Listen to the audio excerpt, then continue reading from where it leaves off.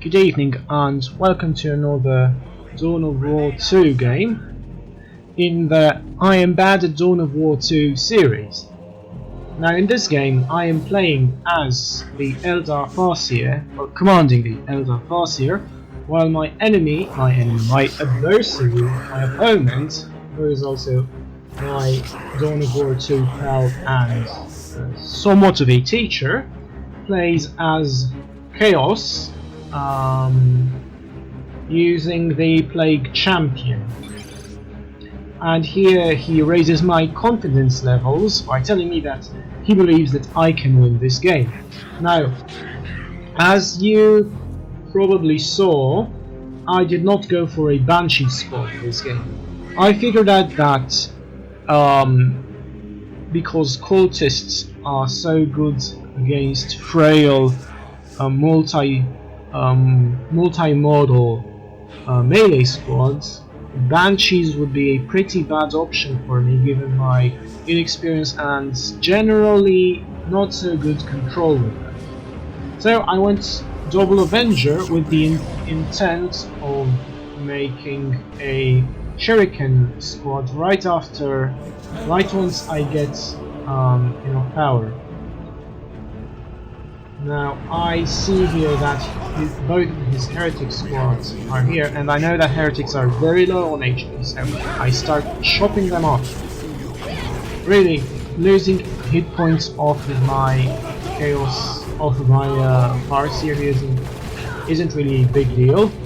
The only problem is that I underestimate how much damage my Farseer will receive, and what I did not know is that the Plague Champion's bolter causes damage over time. So were it not for the damage over time effect, my hero would have escaped, and that would have been a great outcome for me. Perhaps that he bet on me not knowing the damage output that he was able to muster in such a short amount of time, and his bet was very correct. Now, the fact that I lost the Farseer is bad, but since I took out about, I don't know, 6 heretics or something, it's not the end of the world really. So, from experience I know that 2 Avenger squads are pretty strong when both firing at the same thing. So I'm trying to take out this power node, and I know that he's going to try to initiate some aggression from here. So I bring my Shuriken team from behind and try to surprise him. Okay? So does he lose anything here? Now here's a mistake from my opponent who really overestimates the effect of heretic worship. So he goes as far as almost keeping squads in the range of the Shuriken cannon, perhaps estimating that the regeneration effect from the Plague Champion and cultists heretics will keep the squad's HP afloat, but that is not the case. That is not the case, and I have benefited from that in gaming, because it's not the first time when he puts his heretics in a circle and overestimates how much they heal over time. Now, there's actually an interesting aspect about this matchup. So he's able to use his hero with the first war gear to take out my power node and force my Farseer off my army. Now it is a large difference between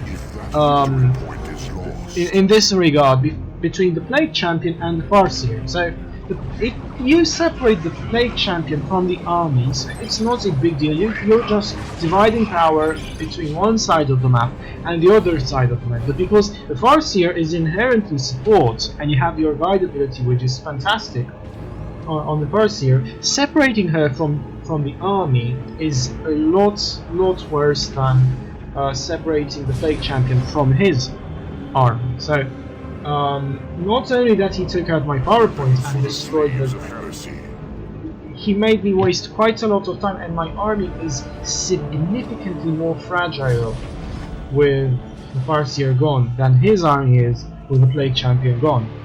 So this is actually one thing to keep in mind when playing Farseer Eldar. Do not separate your Farseer from the army without good reason. So in this case, yeah, he's doing it again. This is infuriating. This engagement here is very important. So, I set up my setup team, my Shuriken team, knowing that he's going to try and initiate a jump with the Raptors, and also one of my Avenger squads has the grenade equipment. So I'm not exactly sure what happened here, but this engagement was fantastic for me. Now I did not lose any CSMs. He lost only one Raptor, which actually I think is quite a big deal. But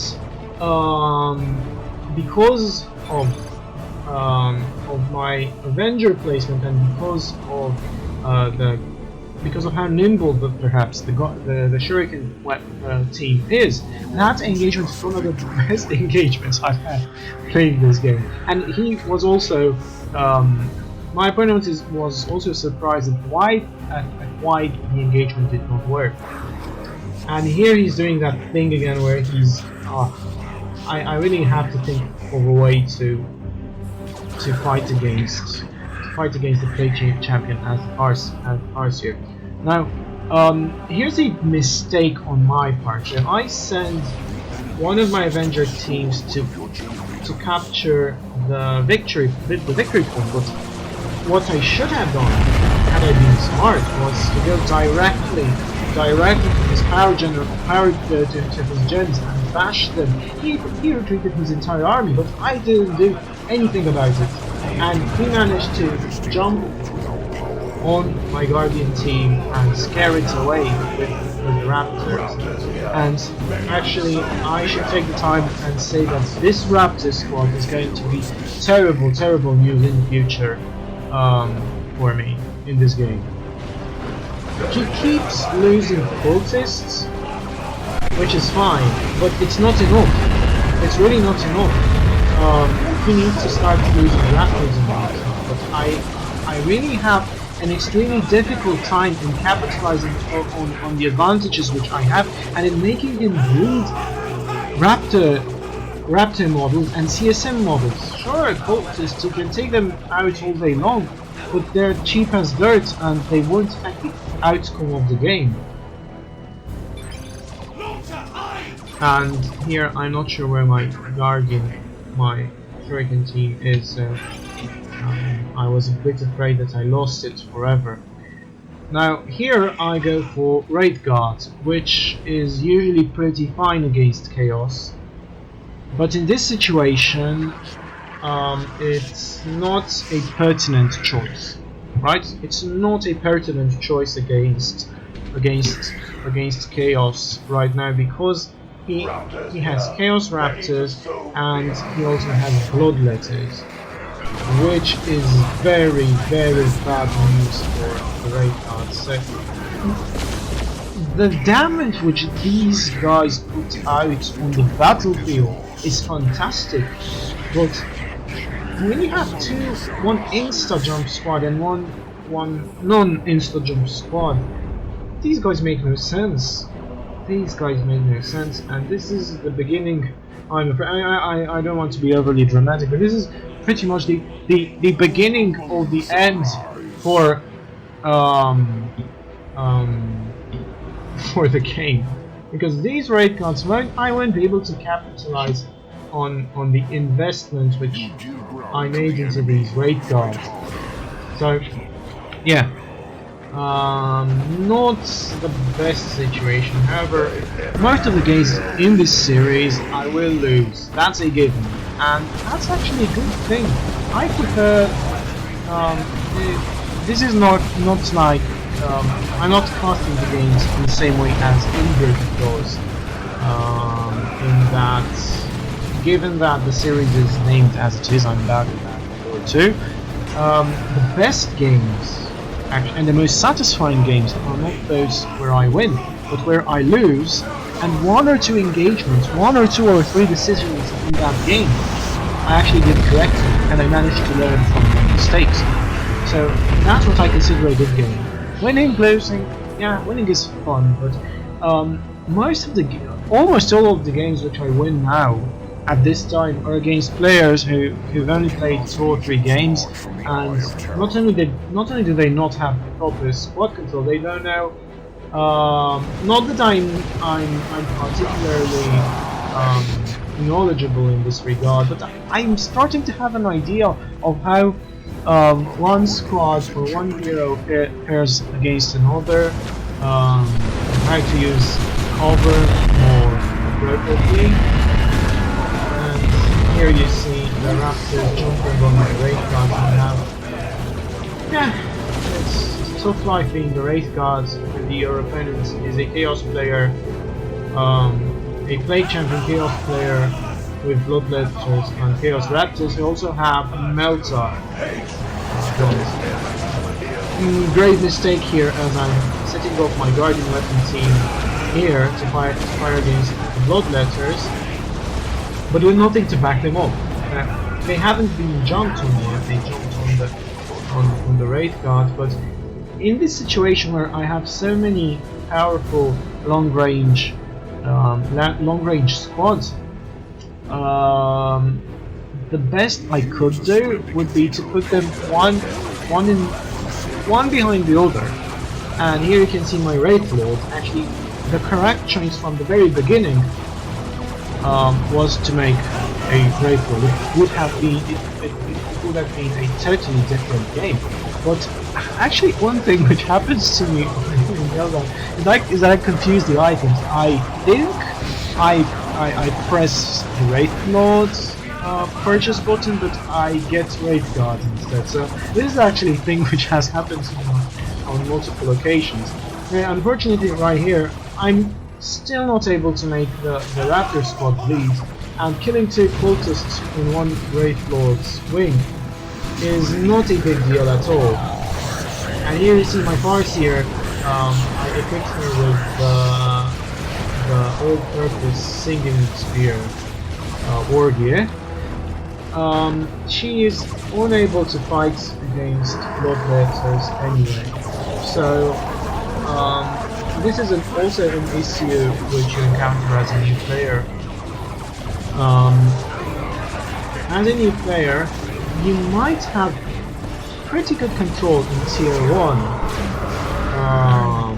of your units, because tier 1 has a limited amount of decisions, a very limited in comparison to tier 2.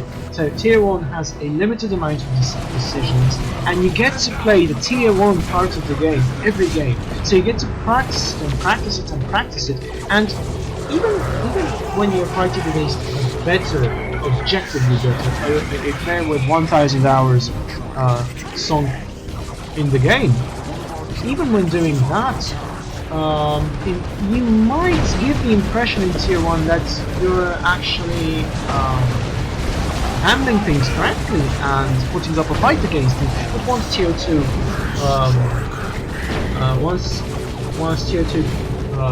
once the game transitions to tier 2, things start falling apart, because the matchups in tier 2, the things which you should not overlook, you haven't had the chance to learn them properly. And right here, this is a tragedy. My Wraith Lord, which was so expensive, dies at the hands of these nasty Chaos Raptors, and I have no idea what to do against them. So that Wraith Lord could have done a lot more if he came on the field instead of the Wraith Guards. I still have my Wraith Guards and the Eldar Avengers, so I'm thinking about giving up here. But yeah, the Farseer is fighting very strong squads again, but it's almost useless. And these guys are terrifying. Oh, look at this! Look at this!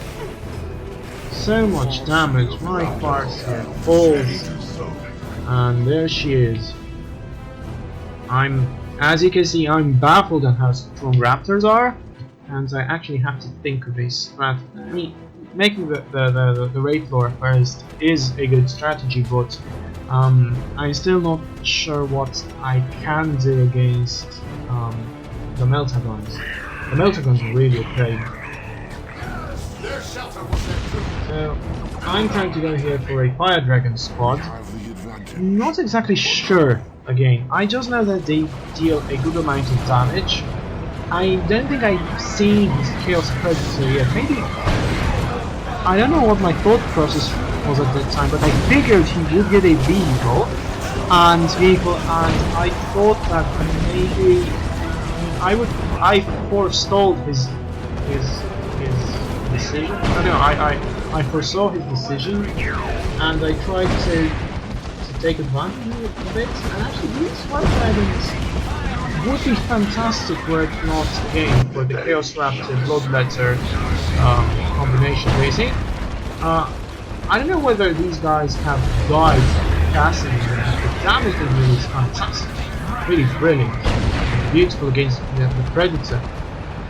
But as you will see, they suffer the same fate as the Wraith Guard and the Shuriken team, which was destroyed somewhere in this game at some point. At some point in this game. Prepare the infection. Let the Nurglings feast. And there's not very much left in this game. And I'm actually quite discouraged by the current state.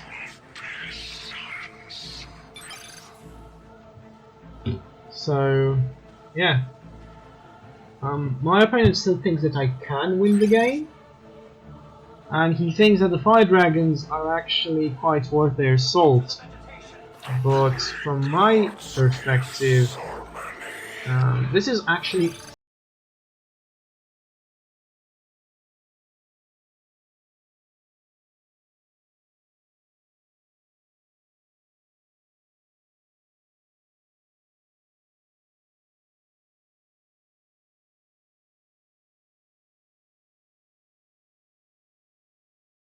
he's been tier 3 for quite some time because he had the Chaos Raptor, but I'm going tier 3 only now.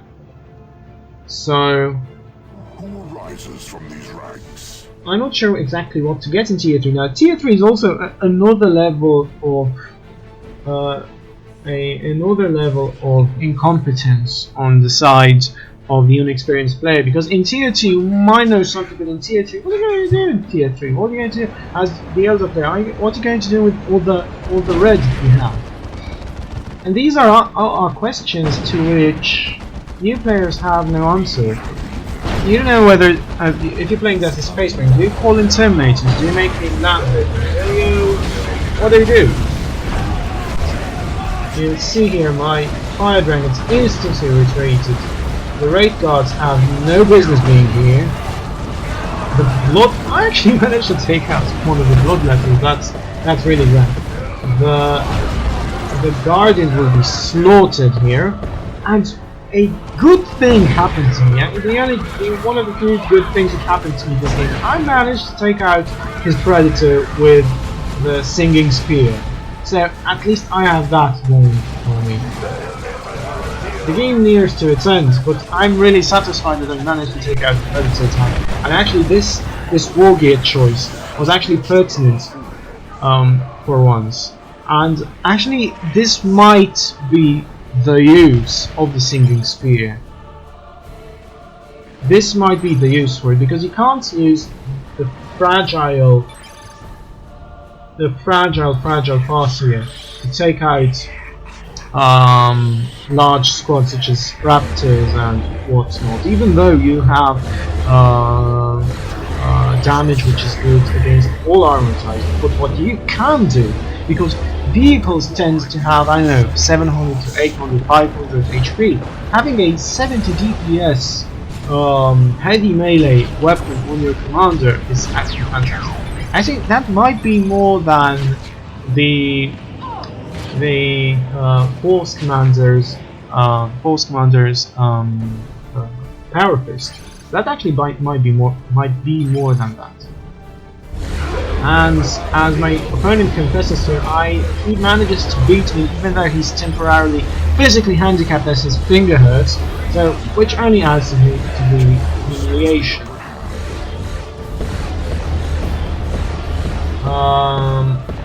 I'm actually not sure how to use this levitation ability of the parts here, so yeah, I wasted it there.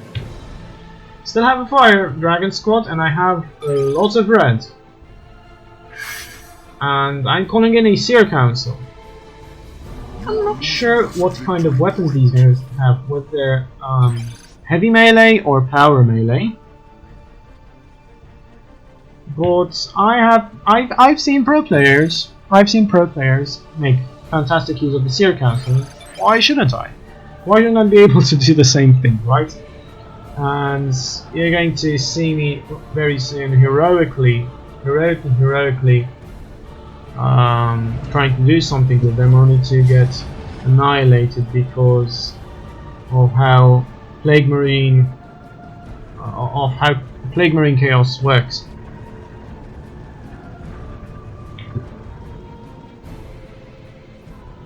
One of the other good things for me in this game is that right at the beginning, the capping game, the capping of victory points wasn't actually that bad.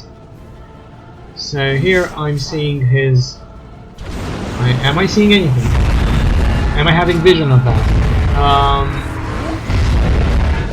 He manages to suppress my stuff here, and I'm going to engage with the Seer Council, which will go down dizzyingly fast. These bloodletters will make short work of them, and I'm going to actually be mesmerized with regard to why didn't a tier 3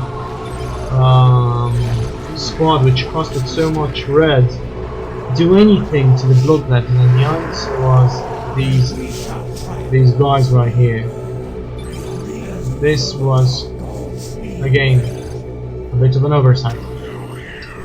So thank you again, and I hope you get to get better at the game.